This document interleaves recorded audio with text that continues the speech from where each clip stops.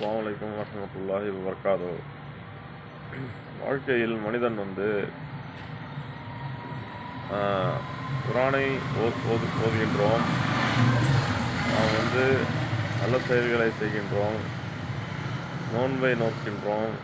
இவை அனைத்தையும் பிறருக்கும் நாம் கூற வேண்டும், அதாவது தாவத் செய்ய வேண்டும். தாவத் செய்வதனால் நமக்கு நம்முடைய பாவங்கள் மன்னிக்கப்படுகின்றன. நாம் பள்ளியில் சென்று தப்லீக் ஜமாத்தில் நடைபெறுகின்ற அமல்களாகிய கஸ்த் அமல் என்று கூறுகின்ற கஸ்த் அமலில் கலந்து கொள்ள வேண்டும். தாவத்திற்கு செல்ல வேண்டும். அதாவது ஏதாவது ஒரு கிராமத்திற்கு சென்று அந்த கிராமத்தில் இருக்கின்ற மக்களை சந்தித்து அவர்களை தொழுகையை